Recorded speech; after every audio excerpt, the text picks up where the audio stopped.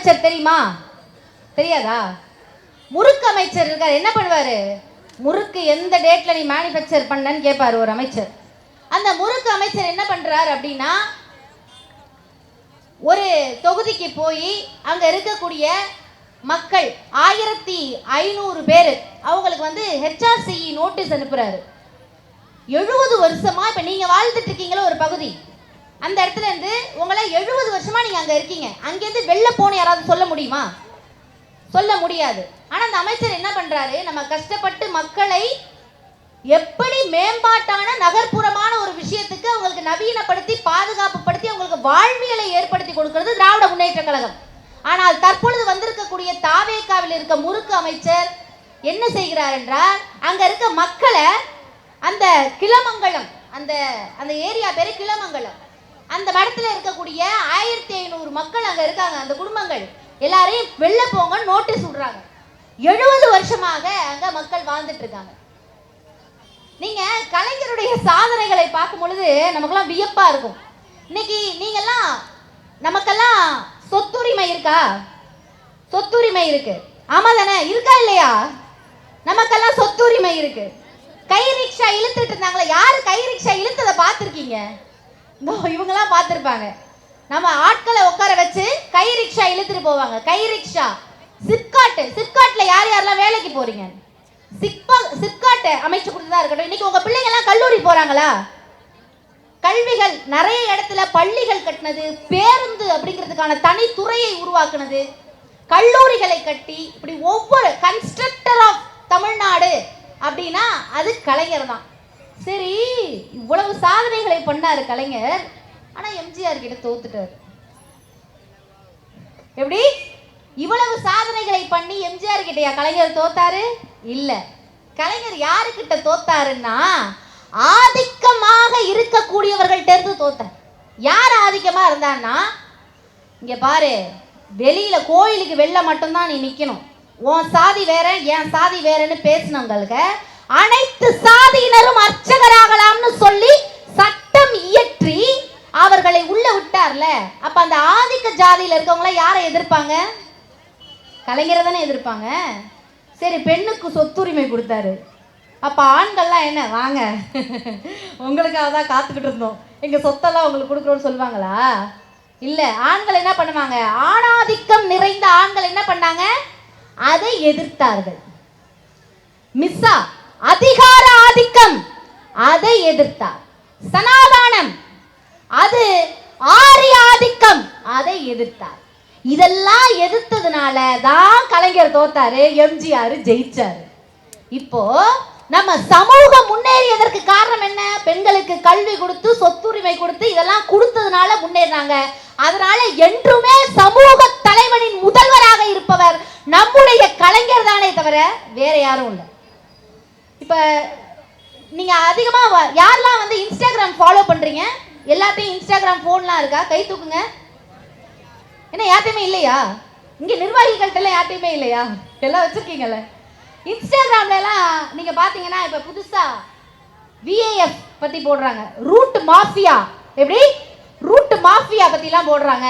இவங்க எல்லாம் என்ன பண்றாங்களாம், மக்களோட மண்டைக்குள்ள புகுந்து இந்த சின்ன பிள்ளைங்க மனசுல எல்லாம் புகுந்து அவங்களையெல்லாம் பயங்கரமா இதைதான் பண்ணணும் அதை தான் பண்ணணும்னு அவங்களையெல்லாம் பயங்கரமா இன்ஃப்ளூயன்ஸ் பண்றாங்க அப்படின்றாங்க. நான் ஒன்று சொல்லவா? திராவிட சித்தாந்தத்திற்கு எதிர் சித்தாந்தம்னு ஒண்ணு இருக்கா? எப்படிப்பட்ட ஒரு சித்தாந்தத்தை எடுத்துட்டு வந்தாலும், அது என்ன மாதிரியான எண்ணங்களாக இருந்தாலும், அது எதுவுமே நம்மளுடைய திராவிட சித்தாந்தம், திராவிடியன் ஐடியாலஜி முன்னாடி நிக்கவே முடியாது. நீங்கள், நாம் அனைவரும் திராவிட மக்கள், தமிழ் குடிகள். நம்மள்ட்ட வந்து ஒருத்தன் பொய்ய சொல்லி நம்மளை ஏமாத்தி நம்மள்ட்ட ஒருத்தவன் செஞ்சுட்டு ஜெயிச்சுட்டு போக முடியுமா? அப்படி ஒரு விஷயத்துக்கு நம்ம விட்டுருவோமா அப்படின்னு நீங்க யோசிச்சு பாருங்க. இதன் பிறகும் நம்ம தெளிவா இருக்கணும்னா, எவன் வந்து எதை பேசினாலும் கேட்கிற நிலைமையில இருக்க கூடாது. இது சரியா தப்பா, இது என் வாழ்க்கைக்கு ஒத்து போகுமா ஒத்து போகாதான்னு பார்த்துட்டு போறதா இருக்கணும். பத்திரிகையாளர் மணி அண்ணன் தெரியுமா உங்களுக்குலாம்? தெரியும், நிறைய பேர் ஃபாலோ பண்ணீங்கன்னா தெரியும். இது பத்திரிகையாளர் மணி அண்ணன் அவர்களுக்கு தான். பத்திரிகையாளர் மணி அண்ணன் என்ன சொன்னாரு அப்படின்னா, இந்த ஜென்சி டிஎம்கே மீட்னு ஒன்று நடந்துச்சுல்ல, அதுல பேசுறவங்களாம் மக்கள் கேட்க மாட்டாங்க. எப்படி மக்கள் வந்து திராவிடத்தை பத்தி பேசினா கேட்க மாட்டாங்களாம். யாரு? திராவிட ஐடியாலஜில இருக்கவங்க வந்து யாரும் பொதுவா புதுசா வரணுமா. இப்ப என்னோட கேள்வி என்ன அப்படின்னா, உங்களுக்கு கேட்க கூடாதா? என் கேள்வி என்னன்னா, உங்களுக்கு திராவிடத்தை பற்றி இப்ப நான் என்ன கேக்குறேன், திராவிடம் தெரிந்தவர்கள் திராவிட ஐடியாலஜியால ஈர்க்கப்பட்டவர்கள் தானே திராவிடத்தை பேச முடியும். அப்ப நீங்க என்ன நினைக்கிறீங்க, திராவிட முன்னேற்ற கழகத்தை பத்தியோ இது செய்த சிறப்பை பத்தியோ பேசக்கூடாதா அப்படிங்கிற ஒரு கேள்வி மணி அண்ணன் பத்திரிகையாளர் மணி அண்ணன் அவர்கள்ட்ட நான் கேட்க விரும்புறேன். முக்கியமாக ஏன் பேசக்கூடாது? எந்த மேடையாக இருந்தாலும், அது திராவிட மேடையாக இருந்தா, திராவிடன் ஐடியாலஜியை எடுத்துட்டு போற மேடையாக இருந்தால், எல்லா மேடைகளிலும் நாங்கள் ஒழித்துக் கொண்டே இருப்போம், திராவிட தத்துவத்தை சித்தாந்தத்தை பேசிக்கொண்டே இருப்போம்னு நாங்க சொல்லிக்கிட்டே இருப்போம். அவருக்கு நாங்க எங்களை பொறுத்த வரைக்கும் யாரு வந்து மைக்க நீட்டினாலும், எப்படி யாரு வந்து மைக்க நீட்டினாலும் அவங்களுக்கு ஏத்த மாதிரி பேசுறது திராவிட சித்தாந்தம் கிடையாது. நீங்க எந்த மேடையில ஏத்தினாலும் நாங்க திராவிட சித்தாந்தத்தை தாண்டிய ஒரு சிந்தனையில பேச மாட்டோம்.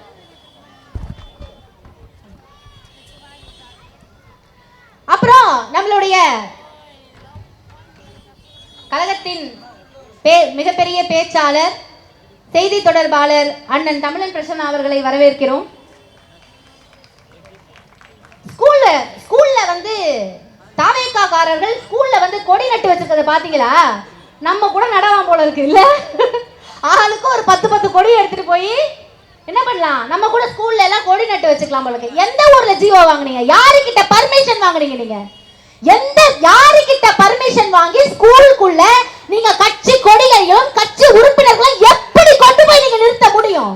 உள்ள எப்படி கட்சி கொடியை நட்டு வைப்பீங்க? நாங்க வரவா? எல்லா இந்த தமிழ்நாட்டில் இருக்கக்கூடிய அத்தனை மக்களுக்கு அந்த உரிமை இருக்கா? அப்ப ஜனநாயக உரிமை நாங்க வரவா? உள்ள வந்து பேசவா? அப்படின்னா எப்படி நீங்க இதை செய்வீர்கள்? அப்ப தமிழ்நாட்டினுடைய எதிர்க்கட்சி தலைவரான, சட்டமன்றத்தின் எதிர்க்கட்சி தலைவரான உதயநிதி அண்ணனுடைய போட்டோ எடுத்து பேச நீங்க ரெடினா, எங்க திட்டங்களை பத்தி ஸ்கூல்ல நீங்க பேச ரெடினா, கருப்பு சிவப்பு கட்சியை உள்ள விட ரெடினா, நீங்க உங்க கூட எடுத்துட்டு போங்க. இதுல இன்னொன்னு, இது நம்ம லிஸ்ட்லயே இல்லையே வீடியோ இன்ஸ்டால. எப்படி இது நம்ம லிஸ்ட்லயே இல்லையேன்னு ஒரு வீடியோ வருது.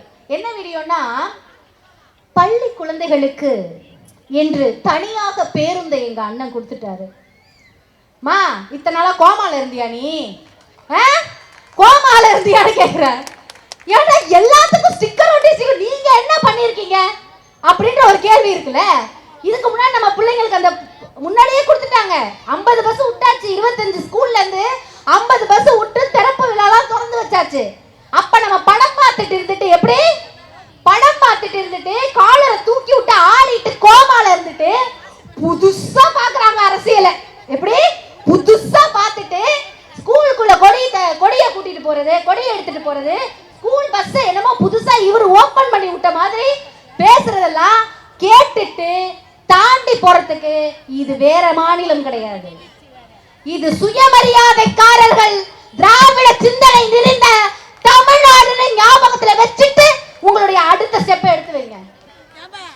ஓ நம்ம அவரு பேசினார், சிஎம் சார் பேசினாருங்கிறதுனால நம்மளும் பேசலாம். ஏன்னா முதல்வர் எவ்வளியோ மக்களும் அவ்வளியே. எப்படி மக்களும் அவ்வளியே.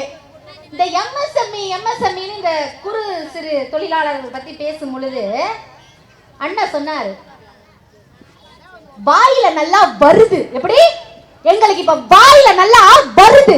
எப்படி வருதுன்னா, எம்எஸ்எம்இ குறைஞ்சு போனதுக்கு முதல்வர் சார் அவர்களே, சிஎம் சார் அவர்களே கேக்குதா? எம்எஸ்எம்இ போனதுக்கு காரணம்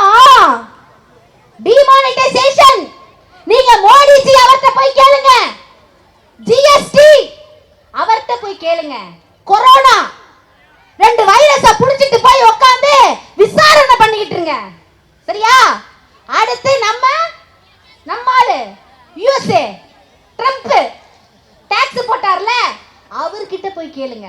சரிங்க, எம்எஸ்எம்இ விடுங்க. எம்எஸ்எம்இல போச்சு இல்ல, நாங்க கொடுத்துட்டு போனோம்லங்க. என்னது? ஏஎம்சிஏ ஏரோநாட்டிக்கல் மிசைல்ஸ் எல்லாம் ரெடி பண்றதுக்காக 15 அண்ணே பொறுமையா இருங்க, வெளில போங்க. 15,000 கோடி ரூபாய் அளவுக்கு MSAMCன்னு பெங்களூர்ல வர இருந்தது, நம்மளுடைய தமிழ்நாட்டில் வர இருந்தது. சரியா? அந்த திட்டத்தை எப்படி ஆந்திராக்காரன் என்ன பண்ணாரு? தொக்கா தூக்கிட்டு போயிட்டார்ல. எங்களுக்கு வாயில நல்லா வருது. எப்படி வாயில நல்லா வருது? ஸ்டிக்கர் ஒட்ட மட்டும் தான் தெரியுமா? ஸ்டிக்கர் ஒட்ட மட்டும் தான் தெரியுமா? நாங்க செஞ்சதுக்கு நீங்க ஸ்டிக்கர் ஒட்டத்தை மட்டும் தான் தெரியுமா? அட்லீஸ்ட் புரிந்துணர்வு ஒப்பந்தம் சைன் பண்ணி வச்சிருக்கிறத காப்பாத்துறதுக்கு துப்பு இருக்கா முதல்வர் அவர்களே? உங்களுக்கு எங்களுக்கு வாயில நல்லா வருது. ஷிப்பிங் கேம்பஸ் நம்மளுடைய முன்னாள் அமைச்சர், சென்னை கிழக்கு மாவட்ட கழக செயலாளர், துறைமுகத்தின் சட்டமன்ற உறுப்பினர் அண்ணன் PK சேகர் பாபு அவர்களை வருக வருக என வரவேற்கிறோம். மேசகான் டாக் அப்படின்னு ஒரு ஷிப்பிங் கம்பெனி இருக்கு. எப்படி? மேசகான் டாக்னு அது 30,000 கோடி ரூபாய்க்கு நம்மள்ட்ட DMK ஆட்சி பீரியட்ல சைன் பண்ணான். நம்ம என்ன பண்ணிட்டு இருக்கோம்? தொழில்துறை அமைச்சர் ஒரு ஸ்டெப் போட்டாங்க தெரியுமா? யாருக்கெல்லாம் ஸ்டெப் போட தெரியும்? தெரியாதா? இந்த இப்படி இப்படி ஸ்டெப் போட்டு தூக்கி, அது என்ன ஸ்டெப் தெரியுமா? தமிழ்நாட்டில் இருக்கிற எல்லா திட்டத்தையும், தொழில் திட்டத்தையும் தூக்கி ஆந்திராட்ட தூக்கி போடுறது. அதுதான் அந்த புது ஸ்டெப். இப்படியாக எல்லா ஸ்டெப்பையும் தூக்கி 30,000 கோடி ரூபாயை அங்க தூக்கி போட்டாங்க. அப்போலோ டயர்ஸ், ராயல் என்ஃபீல்ட், இப்படி நம்ம ஒவ்வொரு விஷயமா பண்ணிக்கிட்டு இருக்கோம். இந்த MSMEங்கிற விஷயம் குறைஞ்சு போனாலும் நம்மளுடைய பொருளாதாரம் என்ன? நம்ம ஆட்சியில் இருக்கும்போது பொருளாதாரம் 11.19 மக்களே. வின்ஃபாஸ்ட் காரு நம்ம தமிழ்நாட்டில் தயாரிச்சோம். நம்ம போட்டிருக்கக்கூடிய செருப்பு ஹையஸ்ட் பிராண்ட் எல்லாம் நம்ம தமிழ்நாட்டில் தயாரிச்சோம். எலக்ட்ரானிக்கல்ஸ்ல நம்ம தான் ஃபர்ஸ்ட். இப்படி பல புரிந்துணர்வு ஒப்பந்தங்களை போட்டு நம்ம நாட்டை ஒரு ஹப்பா மாத்திருக்கோம். இம்போர்ட் எக்ஸ்போர்ட்ஸோட ஹப்பா மாத்திருக்கோம். எலக்ட்ரானிக்ஸ்ல ஃபர்ஸ்ட், இங்க தோல் பொருள் உற்பத்தியில ஃபர்ஸ்ட், எல்லாத்துலயும் முதல்ல. அங்க குறைஞ்சாலும் இங்க தூக்கி உட்கார்ந்து பொருளாதாரத்தை தமிழ்நாட்டுல இறங்க விட்டவானாங்க. நீங்க என்ன பண்ணிட்டு இருக்கீங்க? இங்க இருந்து அள்ளி அங்க ஆந்திராக்கு எல்லாமே போயிட்டு இருக்கு. இப்ப நான் கேக்குறேன், எனக்கு வாயில நல்லா வந்துரும். ஏன்னா நாங்க எங்க முதல்வர் எப்படி பேசுறாரோ அப்படித்தான் பேசுவோம். அதனால ஐயோ, நான் வேற ரொம்ப நேரமா விஜய் சாரையே முதல்வர்கிறேன், அப்புறம் ஆக்டிங் CM மாதவர்ஜுன கோச்சுக்க வேற போறாரு. அந்த அளவுக்கு போயிட்டு இருக்கு. நம்ம டைடல் பார்க் கட்டணுமா? 2 டைடல் பார்க் தான் இருந்துச்சு ஆட்சிக்கு வந்தப்ப. 9 டைடல் பார்க் கட்டணும்.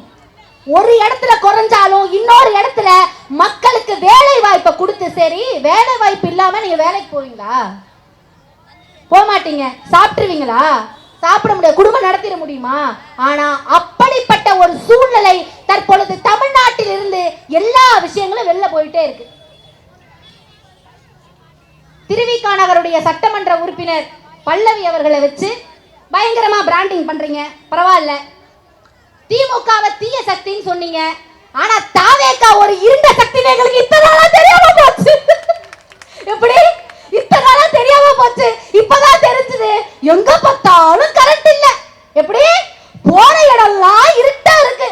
ஏண்டா சூரியன் வர வேணாம்னு சொன்னோம், நைட்ல லைட் கூட வேணா போடக்கூடாதுங்கிற ரேஞ்சுக்கு கரண்ட் இல்ல, தண்ணி இல்ல, எம்எல்ஏ யாருன்னு தெரியல.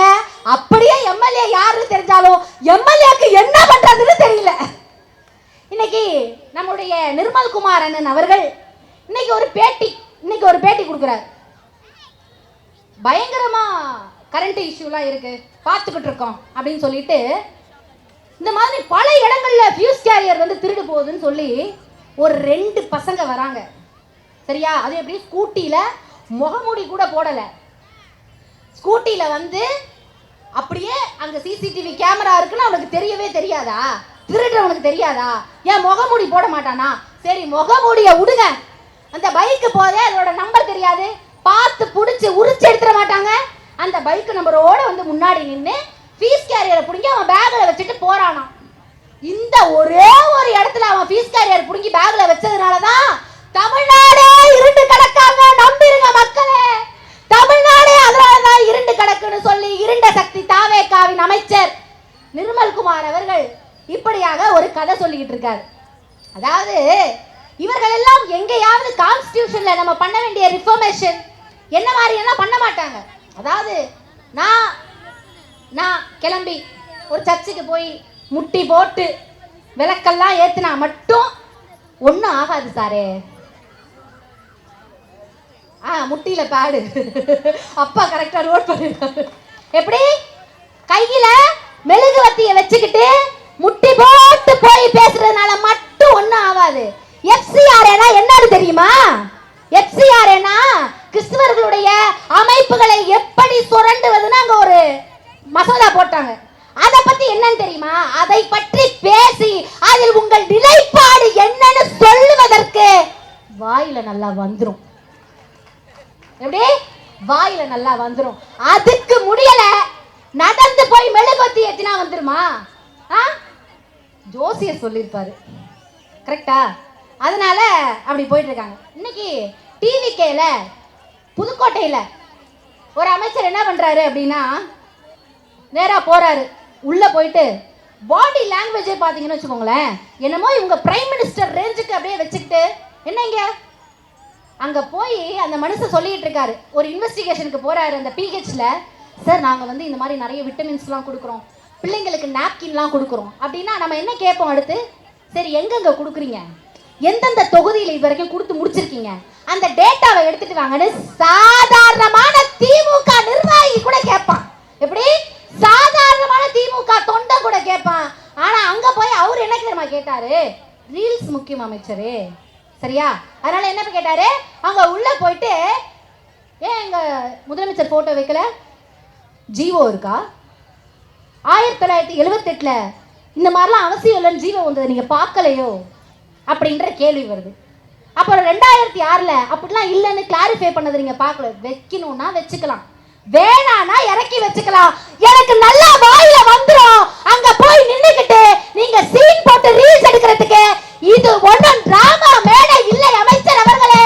இது தமிழ்நாடு அரசு. தயவு செஞ்சு உங்களுடைய ரீல்ஸ் மோகத்தில் தமிழ்நாட்டு அரசை உருப்பிட விடாம பண்ணிடாதீங்க.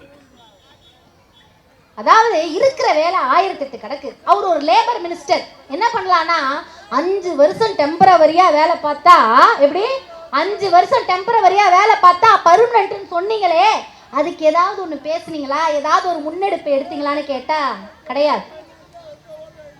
நம்ம முதுகில் குத்திய கை, நம்பிக்கை இல்லாத கை, காங்கிரசின் கை, இத்தனை வருடமாக நம் மீது சுமையாக இருந்த துரோகத்தின் கை தற்பொழுது நம்மளிடமிருந்து விடை பெற்று டிவிகேவின் வாஷிங் மிஷினில் தொபக்கடி என்று விழுந்து குடித்து கரகர சுற்றி அழகாக வெள்ளை பந்து போல வெளியே வந்து அங்க இருக்குது.